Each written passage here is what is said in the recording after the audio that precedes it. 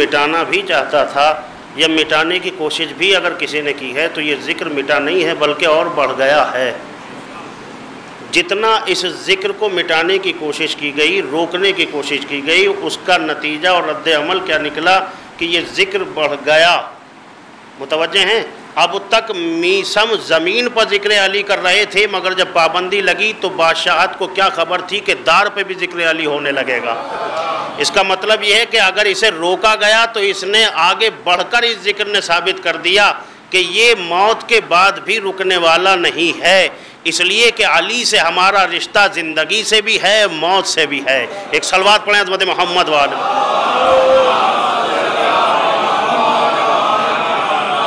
अब देखिए, मैं नहज आपके सामने रख रहा हूँ, यकीनन आप हज़रात जो है मुतवज्जे हो गए हैं।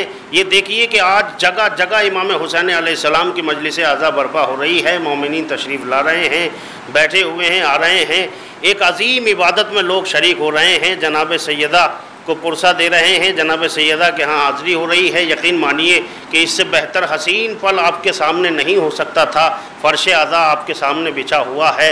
मैं चंद जुमले अगर आपके सामने कहूँ और मौजू को वाज़े कर दूँ कि ये देखिए कि इमाम हुसैन की फ़र्श आज़ा की अज़मत और बरकत सिर्फ ये नहीं है कि आप हज़रात आ जाएं और आने के बाद मजलिस में तशरीफ़ फरमा हों और ज़ाकिर ख़िताब करें और आप जो है पढ़ें और सुनने के बाद घर तक चले जाएँ। कभी इसकी असले फ़र्श आज़ा और अज़मत आज़ा को आप महसूस कर लीजिए तो आपको मालूम होगा कि जो रुतबा आपको खुदा के घर में मिलता है वही रुतबा आपको हुसैन के घर में मिलता है। अब मुझे नहीं पता कि आप हज़रात क्यों खामोश हैं। अगर लफ्ज़ आप तक पहुंच रहे हैं तो यकीनन आपकी बेदारी मेरी हौसला अफजाई और आगे बढ़ने का सबूत हो जाएगी। इसलिए कि जब अल्लाह के घर में इंसान पहुंचता है तो मुसल्ले पर खड़ा होने के बाद जब सजदे के आलम में जाता है तो कायनात का नबी फरमाता है कि ये सजदा नहीं है, ये तेरे मेराज की दलील बन रहा है।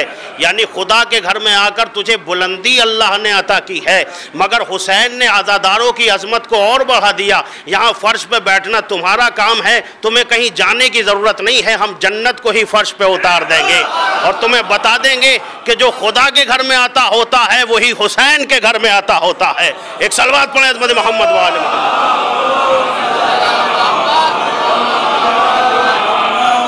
अब अगर हकीकतें आया हैं और सामने आपके वाज़े हो, किसी फ़कीर को कुछ मिला ही नहीं, कभी किसी फ़कीर को नहीं मिला, मगर उसी घर में कोई ऐसा बच्चा पैदा हो जाए कि जो फ़कीर के हाथ पर सिर्फ 5 रुपए रख दे, तो बताइए पूरे शहर में वो मशहूर होगा या नहीं?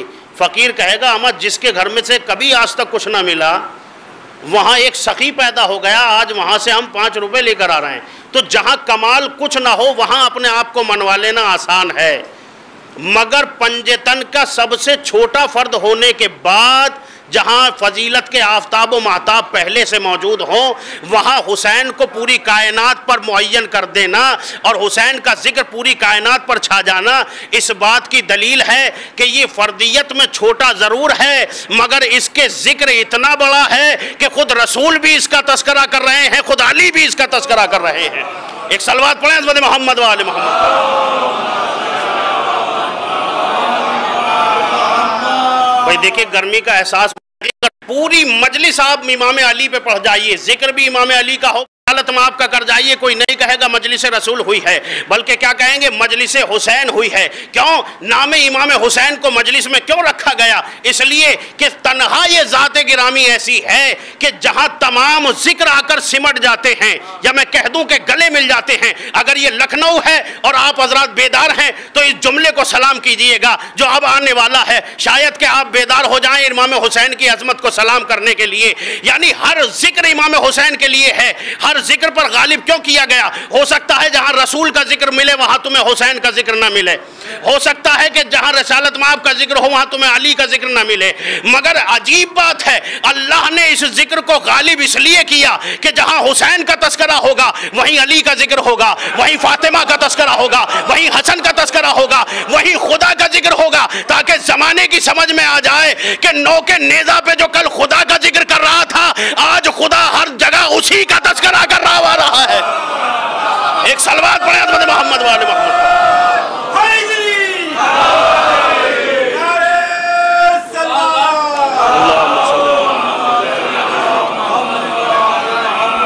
भाई देखिए, थोड़ा मुतवज्जे हैं, ऐसा नहीं है कि तरक्की कर के ये बड़े बन गए, ये पैदा ही बड़े हुए थे। और बड़े होने की दलील ये है कि जिसकी बशारत आने की कायनात का रसूल दे दे, उससे बड़ा कोई हो ही नहीं सकता। कि जिसकी विलादत का इंतज़ार हर नबी ने किया हो और जिसकी शहादत का जिक्र हर नबी ने किया हो, उससे बड़ा कायनात में कोई हो ही नहीं सकता। शायद अब भी आप बेदार नहीं हुए, इसलिए कि हुसैन की ज़िंदगी के दो अजीम वाक़यात मौजूद हैं जो हुसैन की शहनशाही को साबित करते हैं। जब पैदा हुए तो आसमान वाला आया था, कुछ लेकर गया। जब दुनिया से जा रहे थे तो हुर आया था, मुकद्दर लेकर गया। अल्लाहु अकबर। इसका मतलब यह है जो जमीन वालों को भी दे, आसमान वालों को भी दे, उसे शाह कहते हैं। एक सलवात पढ़े हज़रत मोहम्मद वाले मोहम्मद पर।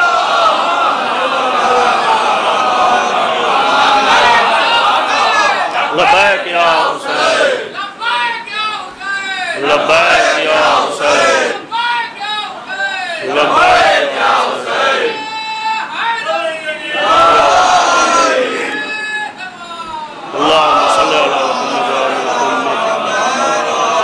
नमाज का मजलिस हुसैन की खुम्स के अहकाम बताए जा रहे थे। मजलिस इमाम हुसैन की थी, वजू का तरीका सही कराया जा रहा था। मजलिस इमाम हुसैन की थी, रिसालत के हक के बारे में बोला जा रहा था। मजलिस हुसैन की थी, अज़मत ज़हरा को बताया जा रहा था। मजलिस इमाम हुसैन की थी, कुरान मजीद के हक़ाइक़ को खोला जा रहा था।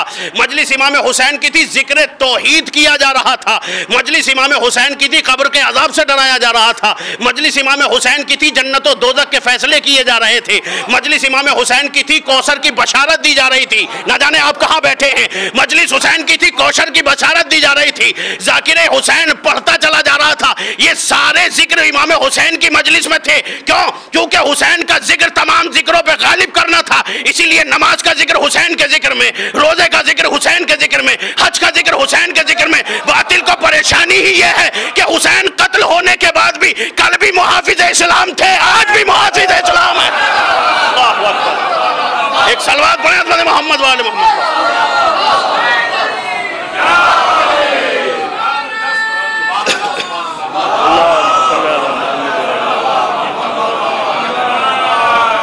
यानी अगर इस जिक्र को देखा जाए, जज़ाकल्लाह।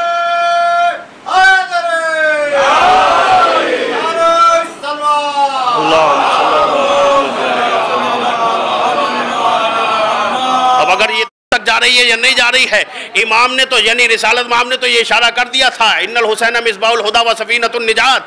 यानी हिदायत जहां आकर पनाह ले रही है, जो हिदायत का चराग है, जिससे आने के बाद निजात के रास्ते खुल जाते हैं, उसी को हुसैन कहते हैं। मगर जब लोगों की समझ में ना आया कैसी हिदायत कैसी निजात, तो कहा मुकम्मल दीन हुसैन है, दी अस्त हुसैन। ये कहा गया, क्यों कहा गया? इसलिए कि दीन है ही नहीं हुसैन के अलावा। तो सलाम कीजिए इमाम हुसैन की अजमत को। और फिर रिसालत इमाम ने क्या कहा? ईमान को मुजस्सम करके दिखा दिया कि कौन तलाश कराएगा भाई ईमान कहाँ कहाँ है। बस एक जुमला खंदक में रसूल की जबान पे आया, बरदिल ईमान कुल्लहु इलल कुल्ले कुफ्रे। अली के लिए कहा गया कि आज कुल्ले ईमान कुल्ले कुफ्र के मुकाबले में जा रहा है। तो मुझे बताने की जरूरत नहीं है बेदीन कहाँ है और बेईमान कहाँ है। जो बाप से फिर जाए वो बेईमान है, जो बेटे से फिर जाए वो बेदीन है। अल्लाहु अकबर। एक सलवात पढ़े हज़रत मोहम्मद वाले मोहम्मद पर।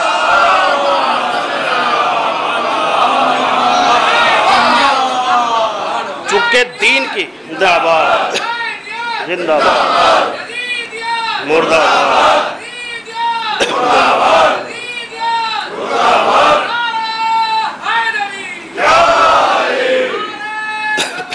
अल्लाहुम्मा सल्ली अला मुहम्मद व आले मुहम्मद।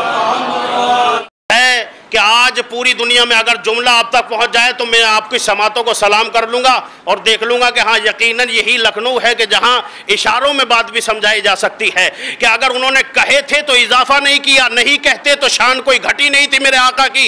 हुसैन कल भी हुसैन था, आज भी हुसैन है, क़यामत तक हुसैन रहेगा। मगर ये बात ज़रूर है कि पूरी दुनिया में अगर ख्वाजा पहचाने जाते हैं तो इन्हीं चार मिसरों से पहचाने जाते हैं। बात है पूरी दुनिया में अगर ख्वाजा पहचाने जाते हैं तो इन्हीं 4 मिसरों से पहचाने जाते हैं। इसका मतलब यह है, अब अजीब बात है, तुम मजलिस करने वाले हो, तुम तबर्रुक बांटने वाले हो, तुम जिक्र करने वाले हो, तुम नोहा कहने वाले हो, तुम मरसिया पढ़ने वाले हो, तो सलाम किया करो इस अजमत को।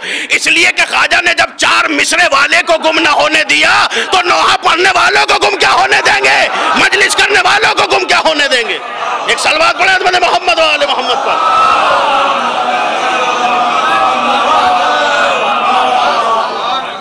हुसैन तो ज़माना कहता कि हुसैन पहले छोटे थे, तरक्की करके बड़े हो गए। हुसैन ने पहले ही लफ्ज़ में, शाह ने, ख्वाजा मोइनुद्दीन चिश्ती ने पहले ही लफ्ज़ रखा, शास्त हुसैन, ताकि कोई भी गलत फहमी में न पड़ जाए। हुसैन पैदा ही बड़ा हुआ था। अल्लाह अकबर। मुतवज्जे हैं, ऐसा नहीं है कि तरक्की करके ये बड़े बन गए, ये पैदा ही बड़े हुए थे। और बड़े होने की दलील ये है कि जिसकी बशारत आने की कायनात का रसूल दे दे, उससे बड़ा कोई हो ही नहीं सकता। कि जिसकी विलादत का इंतज़ार हर नबी ने किया हो और जिसकी शहादत का जिक्र हर नबी ने किया हो, उससे बड़ा कायनात में कोई हो ही नहीं सकता। शायद अब भी आप बेदार नहीं हुए, इसलिए कि हुसैन की ज़िंदगी के 2 अजीम वाक़यात मौजूद हैं जो हुसैन की शहनशाही को साबित करते हैं। जब पैदा हुए तो आसमान वाला आया था, कुछ लेकर गया। जब दुनिया से जा रहे थे तो हुर आया था, मुकद्दर लेकर गया।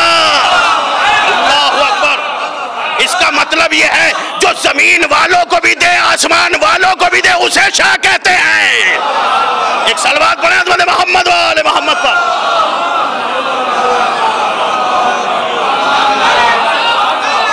लब्बैक या हुसैन, लब्बैक या हुसैन, लब्बैक या हुसैन।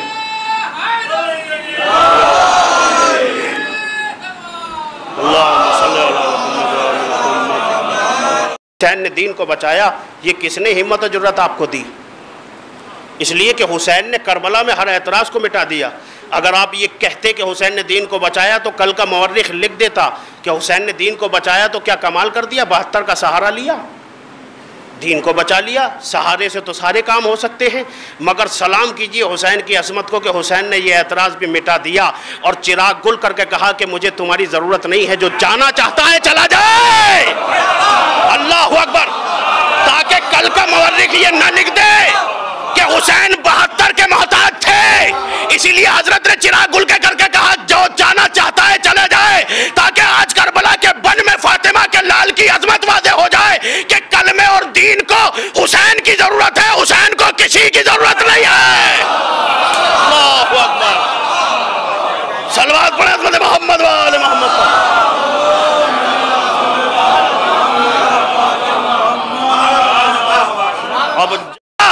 इसलिए कि हुसैन को इतना भरोसा था कि दुनिया मुझे छोड़ के चली जाएगी, अब बात छोड़ के नहीं जाएगा।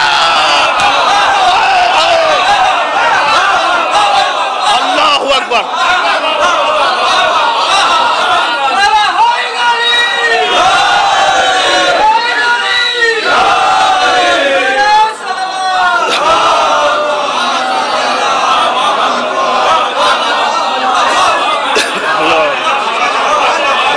को कहा जाएगा खैमों की गैरत अब्बास के हवाले है।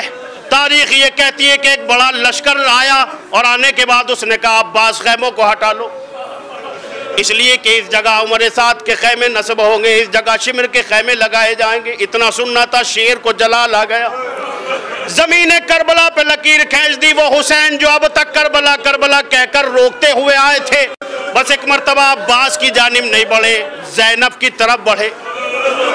ख़याम ज़ैनब में आके ये कहते हैं बहन मेरे शेर को जलाल आ गया, ज़ैनब अब्बास को रोक लो। तारीख के जुमले ये हैं कि अली की बेटी ने हुसैन के उतरे हुए चेहरे को देखा और एक जुमला कहा, ए मेरे माजाए, ए मेरे भाई, मुझे इतना बता दो कि क्या अब्बास ने हुक्म मानने से इनकार कर दिया है? क्या अब्बास तुम्हारी इताअत नहीं करता? भाई एक मर्तबा हुसैन रो के कहते हैं अब्बास जिसका नाम से रोकता चला आया था, आज करबला भी मौजूद है, लश्कर भी मौजूद है, तलवारें भी खिंच चुकी हैं, अब मैं अपने शेर को कैसे रोकूं? तारीख के जुमले ये हैं, जनाब फिजा से जनाब ज़ैनब ने कहा मेरे शेर को आवाज़ दे। जनाब फिजा ने कहा शहजादी आप खुद बुला रही हैं, शहजादे तशरीफ खैमे में लाइए। तारीख के जुमले ये हैं कि अभी कुछ देर गुजरी थी कि जनाब ज़ैनब ने कहा अब्बास नहीं आए। फिजा क्या तुमने अब्बास तक ये पैगाम नहीं पहुंचाया? तारीख ये कहती है कि फिजा ये कह रही है शहजादी मैंने अब्बास को पैगाम पहुंचाया था, मगर न जाने ज़मीन पर अब्बास का क्या गिर गया है कि बार बार ज़मीन को घूर के देख रहे हैं। हुसैन ने रो के कहा मेरे शेर का गुरूर है। तारीख के जुमले ये है कि जनाब ज़ैनब ने अपनी बात पहुंचाई, शेर खैमे में तशरीफ लाया। जनाब ज़ैनब ने कहा भैया मैं सुन रही हूँ नहर पर हंगामा हो रहा है। कहाँ शहजादी हंगामा हो रहा है? इसलिए कि हम हक पर हैं, हम पहले आए, खैमे हमने लगाए हैं। कौन है जो अब्बास के होते हुए खैमों को हटा दे? जनाब ज़ैनब ने नजरें उठा के कहा कि भैया मौला की मर्जी ये है कि खैमों को हटा लो। इस जुमले का सुनना था कि जनाब अब्बास गए और खैमों को हटाने लगे। वो शख्स, वो बहादुर, वो शेर जो फौज को चैलेंज कर चुका था, जब खैमे उखाड़ रहा था तो फौजें ताना दे रही थी अब्बास लकीर खींचकर अब खैमे उखाड़ रहे हो। अब्बास बर्दाश्त कर रहा था, मगर दिल में तमन्ना थी कि किसी तरकीब से बस मौला इजाजत दे दे और मैं जंग करने के लिए अपनी तलवार को बाहर निकाल लूं और हैदर के जौहर आया हो जाए। यही तमन्ना थी कि बस जंग करने की इजाजत मिल जाए। यहाँ जनाब ज़ैनब ने क्या कहा, अब्बास हम पहले हमला नहीं करते, लिहाजा खैमों को उठा लो, कहीं कोई ऐसा ना हो कि पानी पर जंग हो गई थी। तारीख ये कहती है कि अब्बास देख रहे हैं कोई मौका मिल जाए। देखिए जहन में रखिएगा, घरों तक रोते हुए जाएंगे अगर सुनेंगे बाबुल हवाइस को कहा जाता है हजरत को। तारीख ये बताती है दिन गुजरते चले गए, क़याम हुसैनी पर पानी की पाबंदी हो गई। अरे 9 मुहर्रम को पानी भी तमाम हो गया। इसी शब में एक वाक़या नमूदार हुआ कि शब आशूर, 9 मुहर्रम की रात शब आशूर, यजीद का लश्कर 25,000 की फौजें हमला करने की गरज से हुसैन के खैमों पर बढ़ी। अब्बास पहरा दे रहे थे। एक मर्तबा अली का शेर फौजों को देखकर मुस्कुराने लगा, शायद कि अब जुल्फ़िकार मिल जाए, इसलिए कि लश्कर शब खून मारने के लिए बढ़ रहा था। ये देखकर खुशी की इंतहा न रही अब्बास की। जनाब ज़ैनब के खैमे में तशरीफ लाए, शहजादी आपने कहा था कि हम पहल नहीं करते, पहल हो गई, लश्कर हमला करने के लिए बढ़ रहा है, मुझे मौला से इजाज़त दिला दीजिए। जनाब ज़ैनब ने रिदा सर पर डाली, अब्बास को लेकर हुसैन के खैमे में गई। क्या से इजाजत दिला दीजिए। जनाब ज़ैनब ने रिदा सर पे डाली, अब्बास को लेकर हुसैन के खैमे में गई। क्या देखा, हुसैन कुरान की तिलावत कर रहे हैं, कुरान पढ़ रहे हैं। ज़ैनब बराबर में बैठ गई, अब्बास सामने खड़े हो गए। बस एक मर्तबा हुसैन ने तिलावत रोककर कहा बहन कैसे आना हुआ, कमा जाए, लश्कर यजीद हमला करना चाहता है, अब्बास को लेकर आई हूँ, मेरे शेर को इजाजत दे दीजिए। इतना कहना था कि हुसैन ने कभी अब्बास के चेहरे को देखा, फिर ज़मीन करबला को देखा, फिर अब्बास के चेहरे को देखा और एक मर्तबा नजरें उठा के कहा अब्बास इन फौजों से कह दो हमें एक रात की मोहलत दे दें।